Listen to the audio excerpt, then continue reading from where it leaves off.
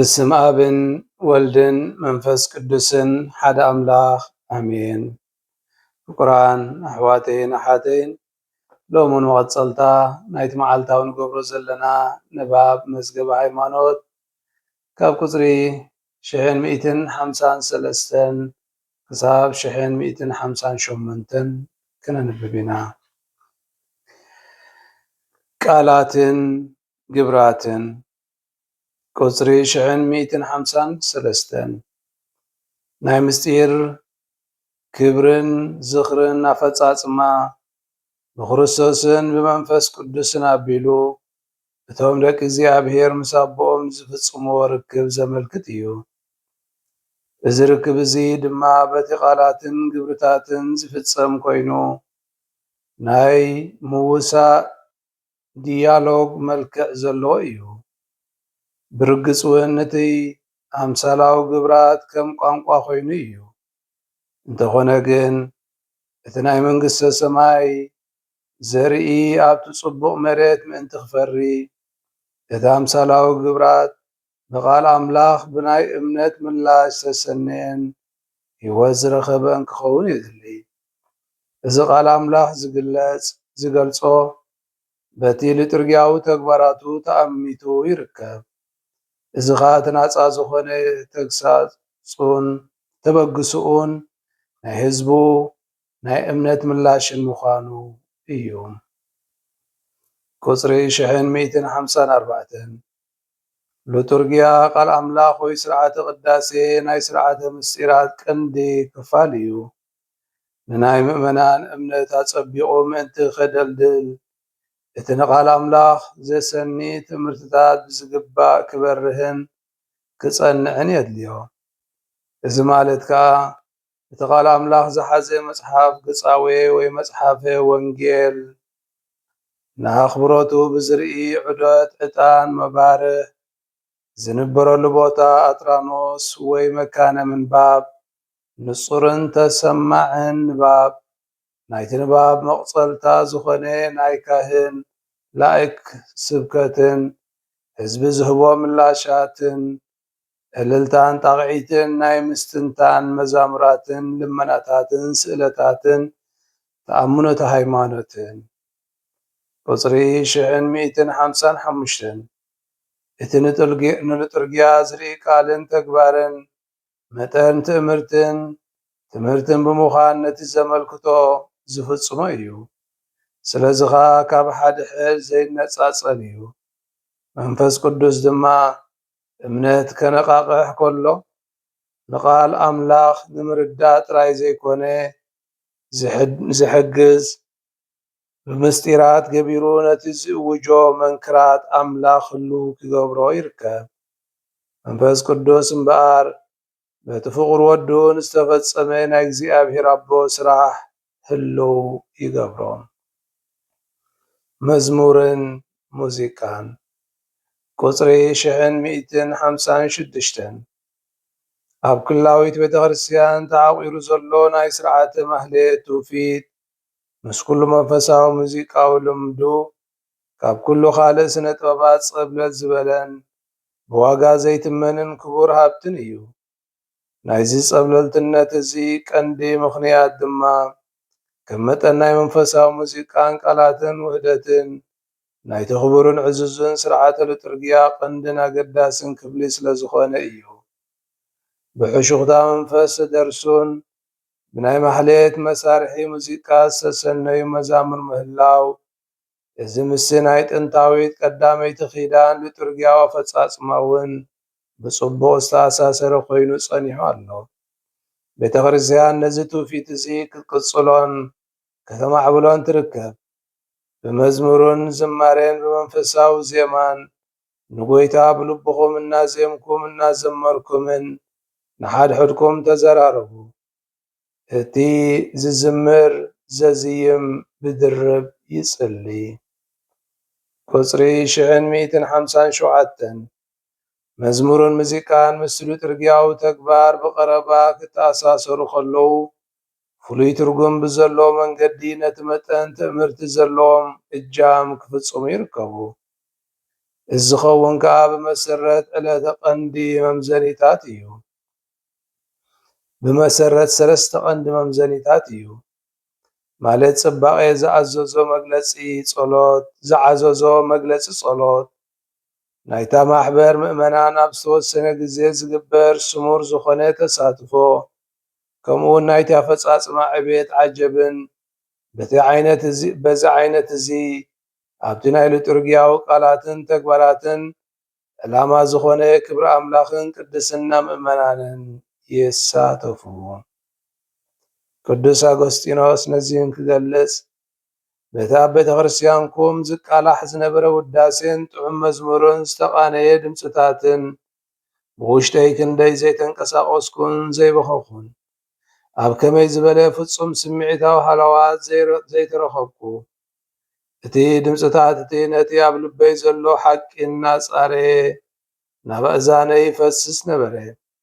እዚ ዝተለዓለኒ ናይ ዓሚቕ መንፈሳውነት ስምዒት ኣባይ ንብዓት ዝመልኦ ብኽያት ኣውሒዙ እዚ ንብዓት እዚ ኣባይ ዓበይቲ ነገራት ገበረ እናበለ ይገልጾ።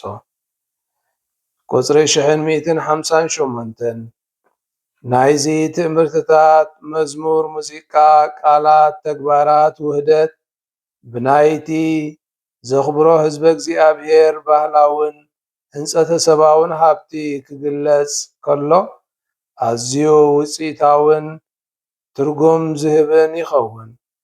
ምእንቲ እዚ ድማ መንፈሳዊ መደባትን ተመሳሳሊ ተግባራትን ኣብ ሊቱርግያዊ ኣገልግሎትን ብመሰረት ሕጊ ቤተ ክርስቲያን ድምፂ ምእመናን ምእንቲ ክስማዕ ናይ ምእመናን መንፈሳዊ ዜማ ዝምዕብለሉ ብልሓት ክነቓቓሕ ይግባእ። እንተኾነ እቲ ዝዝየም ጽሑፋት ምስ ካቶሊካዊ ትእምርተ እምነት ዝላዘብ ክኸውን የድሊ እኳ ዳውራ ካብ ቅዱስ መጽሓፍ ከምኡውን ካብቲ ሊቱርግያዊ ምንጪ ዝተወስደ ክኸውን ይግባእ። ፍቁራን ኣሕዋተይን ኣሓተይን እዚ ሎሚ ዘንበብናዮ ክፍሊ መዝገበ ሃይማኖት ብዛዕባ ቃላትን ግብራትን እቲ ኣብ ስርዓተ ሊቱርግያ ኣብ ስርዓተ ኣምልኾ እንፍጽሞ ወይ እንጥቀመሉ ቃላት ኮነ ምልክታት ከምኡውን መዝሙር ሙዚቃ ዘለዎ ኣገዳስነት ዝገልጽ እዩ። እምበኣር ሕፅር ብዝበለ ዝረኣናዮ ሓሳባት ቃልን ምልክትን እንታይ ምዃኑ መጀመርያ ይነግረና። እቲ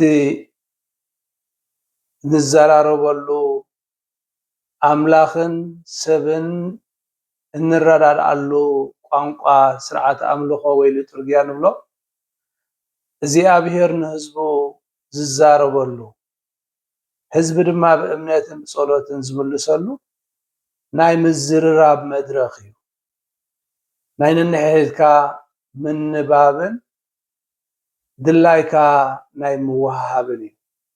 ስርዓተ ሊቱርግያ እምበኣር እግዚኣብሔር ንህዝቡ ህያው ኮይኑ ድምፁ ሰሚዑ ምላሽ ዝህበሉ ናይ ኣገልግሎት ግዜ።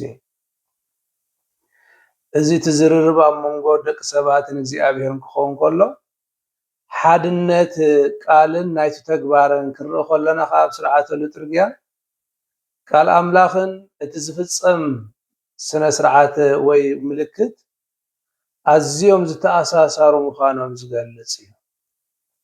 ምክንያቱ እቲ ቃል ኣምላኽ ምስቲ ዝፍጸም ዘሎ ስርዓት ሓደ ውህደት ፈጢሮም ዝተኣሳሰረ ፍጻሜ ዝህቡና እዮም። እቲ ዝንበብ ቅዱስ መጽሓፍ ነቲ ዝፍጸም ምስጢር እዩ ዝገልጾ ወይ ትርጉም ዝህቦ ወይ ከም ዝርዳኣና ዝገብሮ። ስለዚ እቲ ዝፍጸም ዘሎ ተግባር ወይ ስርዓተ ሊቱርግያ በቲ ዝንበብ ዘሎ ቃል ኣምላኽ ገይሩ ግሉጽ ይኸውን፣ ህያው ይኸውን፣ ኩሉ ንኽርድኦ ከዓ ይገብር። ስለዚ እቲ ምልክታት ንኣብነት እንታይ ክንጠቅስ ንኽእል? ማይ፣ ቅዱስ ቅብኢ፣ እንጌራ ወይ ወይኒ፣ እቲ ህብስቲ ንብሎ ነቲ ቃል ብተግባር ዝገልጾ ተግባራት ወይ ምልክታት እዮም። ስለዚህ ትምልክትን እትተግባርን ሓቢሩ ዝኸይድ ምዃኑ እቲ ካልኣይ እንሪኦ ብዛዕባ ሙዚቃን መዛሙራትን እዩ ናይ መዛሙራ ገዳስነት እንተላዕልና ኣብ ስርዓተ ሊቱርግያ ከም ሓደ ተወሳኺ ነገር ዘይኮነስ ኣካል እቲ ስነ ስርዓት ኣምልኾ ምክንያቱ ብምስጋና ብመዝሙር ኣምልኽ ምቕራብ ስለ ዝዕድም ቅዱስ ኣጎስጢኖስ እንታይ እዩ ዝብሎ እቲ ዝዝምር ወይ ዘዝይም ድርብ ይጽሊ እናበለ መዝሙር ድርብ ጸሎት ምዃኑ ይነግር መዝሙር ክንብል ከለና ኩሉ ኣብቲ ስርዓት ዝፍጸም ዜማታት መዛሙር ናይ ምስጋና ብሓቂ ናብ ኣምላኽ ዘዓርግ ጸሎት ምዃኑ ዝገልጽ እዩ እዚ ከዓ ብሰለስተ ቀንዲ መንገድታት ክግለጽ ዝኽእል እዩ እቲ ቀዳማይ ጸሎት ብዝበለጸ መንፈሳዊ መልክዕ ክግለጽ ዝሕግዝ ስለ ዝኾነ እዩ ነቲ እቲ መዝሙር ንገብሮ እቲ ዜማ ንገብሮ ኩሉ ነቲ ጸሎት ብዝያዳ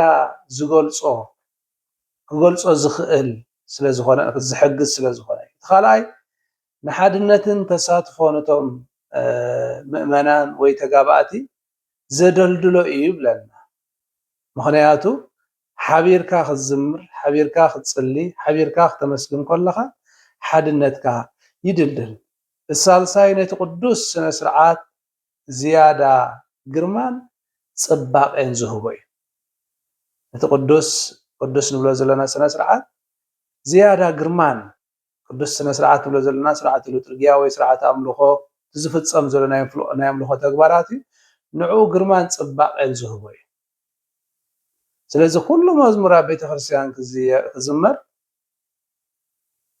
ኩሉ ዜማ ክዝየም ከሎ ንኣምላኽ ክብሪ ዝህብ እዩ ስለዚ እቲ መዝሙር ምስ ስነ ስርዓት ኣምልኾ ዝሰማዕ ካብ ቅዱስ መጽሓፍትን ካብ ሊቱርግያን ዝተቐድሐ ከምኡውን መንፈሳዊ ጽባቐ ዘለዎ ክኸውን ይግባእ ኸይብ እቲ ዝዝመር መዝሙር ንቃል ኣምላኽ ነቲ እምነትካ ብዝግባእ ዝገልጽ ክኸውን ኣለዎ ጥራይ ሙዚቃ ኣላጊብካ ምዝማር ዘይኮነ እቲ ትብሎ ዘለኻ ቋንቋ ቃል ንመን ዝገልጽ እዩ ንቃል ኣምላኽ ክብሪ ዝህብ እዩ እግዚአብሔር ኣብ እግዚአብሔር ወልድ እግዚአብሔር መንፈስ ቅዱስ ኣምልኾ ዝህብ ድዩ ንኹሎም ቅዱሳን ክብሪ ዝህብ ድዩ በዚ መለክዕ እዚ ክርአ ኣለዎ ስለዚ ኩሉ ምስ ሙዚቃ ተሓዊሱ ዝተዘመረ መዝሙር በቃ መዝሙር ኢልካ ክንሪኦ ዘይኮነ ቃል ኣምላኽ ዝተሰነየ ምስ ቃል ኣምላኽ ዘይፃረር ክኸውን ከም ዘለዎ እዩ ዝገልጸልና ስለዚ ዝሎም ዝረኣናዮ ሊቱርግያ ብቃላት ጥራይ ዘይኮነስ ብኩሉ ስምዒታትና ብምርኣይ ብምስማዕ ብምዝራብ ንኣምላኽ ነምልኸሉ ቅዱስ ተግባር ምዃኑ ዝገልጸልና እዩ ስለዚ ኣሕዋተይና ሓተይን ኣብዚ ቅዱስ ተግባር ክንሳተፍ ከለና ቅዱሳን ኮይና ንክንወፅእ እናሓሰብና ክንሳተፎ ንዕደሞ እግዚኣብሔር ነዚ ብቕዓት ኮይና ንርከበሉ ጸጋ ይዓድለና ስብሃት ንኣብን ንወልድን ንመንፈስ ቅዱስን ይኹን ጥንቲ ከም ዝነበረ ሕጂ ከዓ ንወትሩ ንዘለዓለም ዓለም ኣሜን። በስመ አብ ወወልድ መንፈስ ቅዱስ ሓደ ኣምላኽ ኣሜን።